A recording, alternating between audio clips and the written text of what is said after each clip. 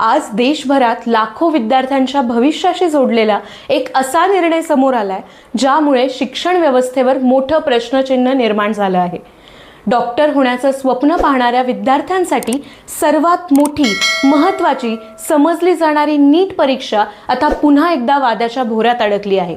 देशातल्या कोणत्याही मेडिकल कॉलेजमध्ये प्रवेश घ्यायचा असेल तर नीट परीक्षा देणं अनिवार्य असतं आणि म्हणूनच या परीक्षेला देशातील सर्वात प्रतिष्ठित आणि स्पर्धात्मक परीक्षांपैकी एक मानलं जातं। यावर्षी 3 मे रोजी ही परीक्षा पार पडली होती। देशभरातून जवळपास 23 लाख विद्यार्थ्यांनी ही परीक्षा दिली होती। हजारो विद्यार्थ्यांनी वर्षानुवर्ष मेहनत घेतली।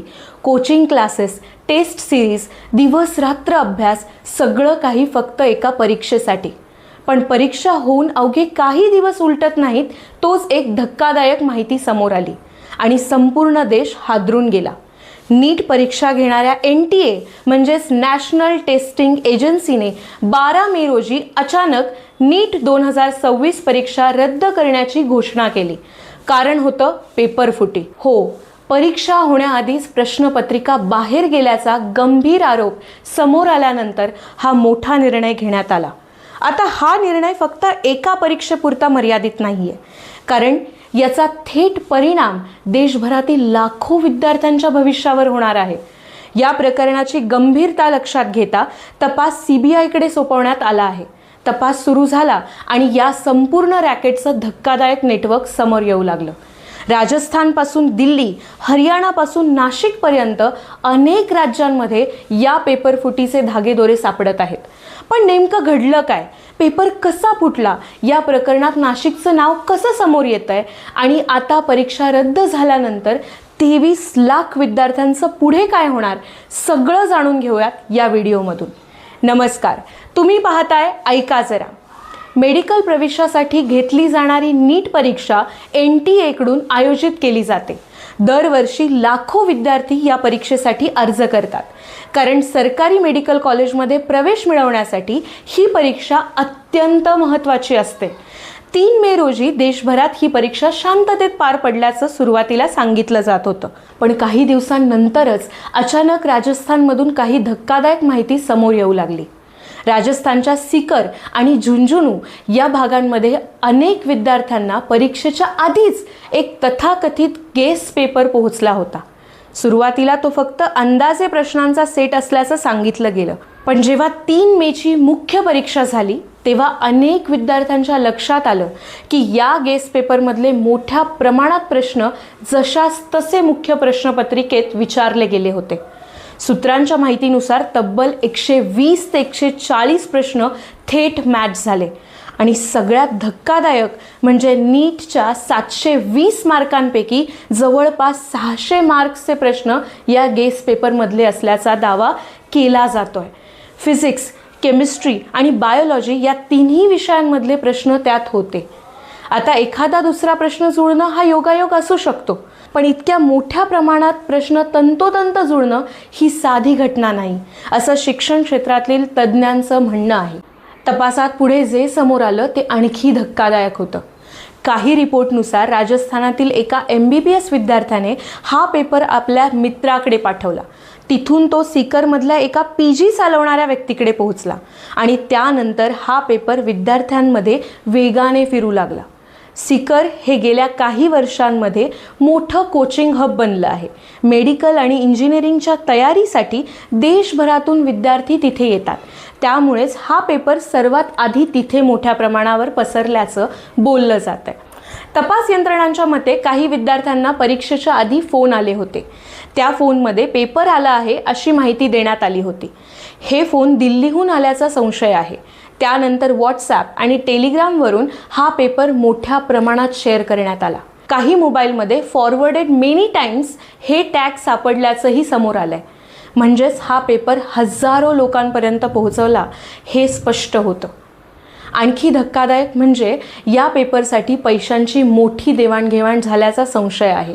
काही रिपोर्टनुसार परीक्षेच्या 2 दिवस आधी हा पेपर तब्बल 5 लाख रुपयांना विकला गेला आणि परीक्षा जशी जशी जवळ आली तसं तसं त्याचे रेट कमी झाले।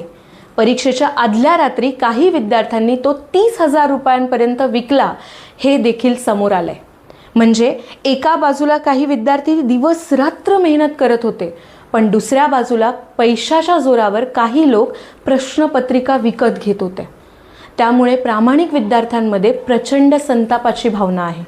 तपासात हे प्रकरण फक्त विद्यार्थ्यांपुरतंच मर्यादित नसल्याचाही संशय व्यक्त केला जातोय। काही कोचिंग संस्थेचे लोक, हॉस्टेल नेटवर्क तसेच मेडिकल काउन्सिलिंग यांच्याशी देखील संबंधित व्यक्ती सहभागी असू शकतात अशी शक्यता यंत्रणा व्यक्त करत आहे। सीकरमधल्या एका कोचिंग संस्थेमध्ये संचालकाची चौकशी सुरू आहे, तर मनीष नावाच्या एका व्यक्तीला जयपूरमधून अटक करण्यात आली आहे। तो या रॅकेटचा मुख्य सूत्रधार असल्याचा संशय व्यक्त केला जातोय।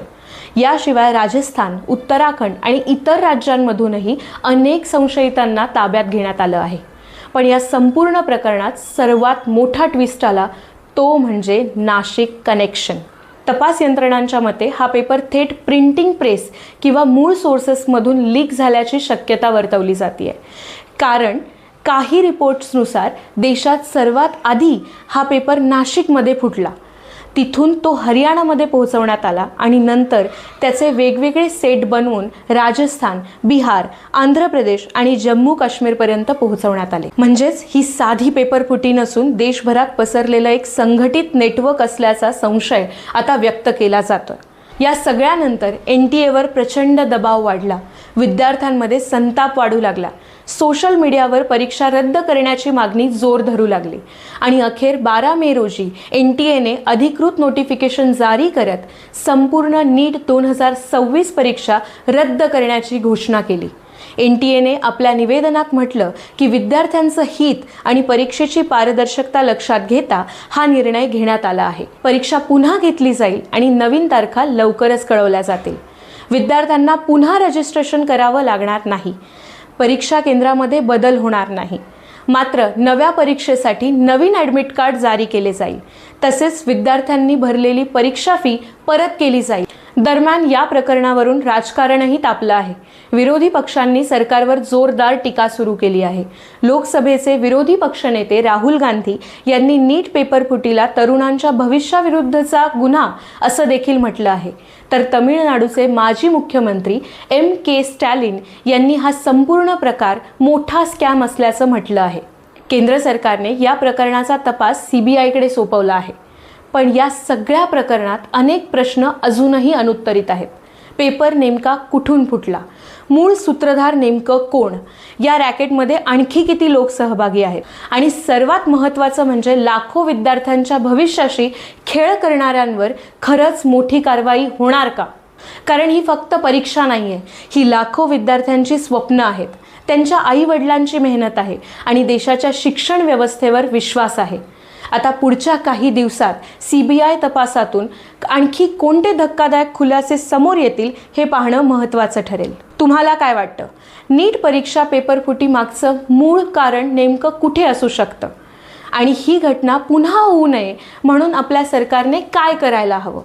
तुमचं मत कमेंटमध्ये नक्की सांगा आणि अशाच महत्त्वाच्या सखोल माहितीपूर्ण व्हिडिओजसाठी ऐका जरा या YouTube चॅनलला नक्की सबस्क्राईब करा। धन्यवाद।